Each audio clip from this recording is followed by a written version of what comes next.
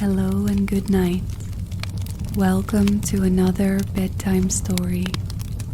This story is meant to help you sleep or to relax your mind. Try and find a comfortable place, such as your bed or a soft chair. If you feel comfortable, you can close your eyes now. Try and let go of the day as we begin our tale. Tonight's story is The Princess and the Pea. Once upon a time, in a kingdom nestled between rolling green hills and sparkling rivers, there lived a prince who longed to marry a true princess. He was not content with the title alone. He sought someone with a heart full of kindness, a mind full of wisdom, and a soul as gentle and noble as the finest melodies sung by the court bards. Though many young women claimed to be princesses, the prince could never be sure if their claims were true or if their noble airs were but a facade. The prince's parents, the king and queen, sympathized with their son's plight. They too wished for him to find a worthy companion. So they sent out heralds to every corner of the land, inviting princesses far and wide to the royal court. In no time, the palace was bustling with noble women from distant lands, each vying for the prince's hand. Yet, despite their beauty, wit, and charm, none seemed to capture the prince's heart. Something always felt amiss. One stormy evening, as thunder roared and rain lashed against the castle's stone walls, a knock echoed through the grand oak doors of the palace. The guards, puzzled by the late hour and the tempest outside, opened the door to reveal a young woman drenched from head to toe. Her hair clung to her face, and her clothes, though finely made, were muddy and torn from travel. She shivered as she stepped into the warm glow of the palace's great hall. "Who are you?" asked the queen, stepping forward with a mixture of curiosity and caution. The young woman curtsied, her movements graceful, despite her bedraggled appearance. "Your Majesty, I am Princess Alicia of the Northern Isles. My ship was caught in the storm, and I was separated from my staff. I humbly seek shelter for the night." The queen raised an eyebrow, but said nothing. She had heard tales of impostors claiming royal lineage to gain favor or shelter in palaces. Still, it wasn't against her nature to turn anyone away, especially on such a harsh night. She beckoned the servants to bring dry clothes and a hot meal for the young woman. The prince, who had been seated by the fire reading, watched the scene unfold. He found himself drawn to Alicia's composed demeanor, despite her disheveled state. Her voice carried a quiet confidence, and her eyes, though tired, sparkled with intelligence. After Alicia was warmed and fed, the queen pulled the prince aside. "She claims to be a princess," the queen whispered, "but how can we be certain? There are many who would take advantage of our generosity." The prince frowned. "Do we always need certainty, mother? Sometimes the truth reveals itself in time." The queen, however, was not one to leave things to chance.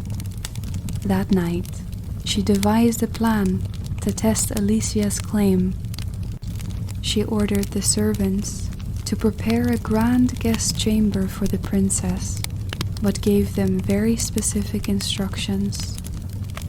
Beneath the mountain of plush mattresses and feather-filled quilts on the bed, the queen placed a single pea. If she is truly a princess, the queen explained to her ladies-in-waiting, she will feel the pea through all the bedding. Only someone of the finest breeding and sensitivity could detect such a thing.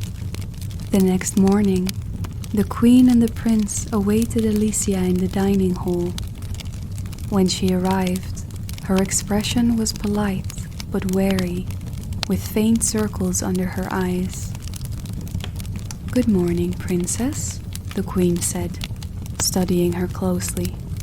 "I trust you slept well?" Alicia hesitated, then curtsied. "Your Majesty, your hospitality is most gracious, and the bed was exquisite. Yet I fear I must admit that I barely slept a wink. There seemed to be something hard beneath the mattresses that made it impossible to rest comfortably." The queen's eyes widened. She turned to her son, who looked equally surprised, but also intrigued. Alicia continued, "I mean no disrespect, of course. It's just that the bed, while luxurious, did not quite agree with me."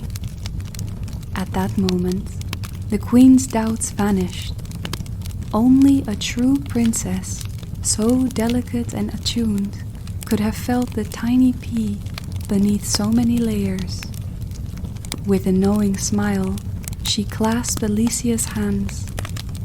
"My dear, you have proven yourself to be exactly who you claim to be. Welcome to our home." Alicia looked puzzled but grateful, thanking the queen and the prince for their kindness.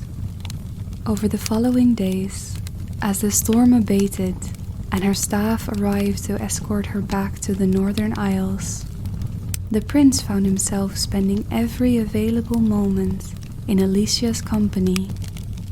They spoke of books, of music, of their hopes and dreams. He admired her wit, her curiosity, and the gentle strength that had carried her through the storm. When the time came for Alicia to depart, the prince found it impossible to let her go. He stood before the gates of the palace as her carriage was prepared. "Alicia," he said, his voice earnest, "I have searched far and wide for someone like you. Will you do me the honor of staying, of becoming my bride?" Alicia's cheeks flushed, and her eyes glistened with emotion.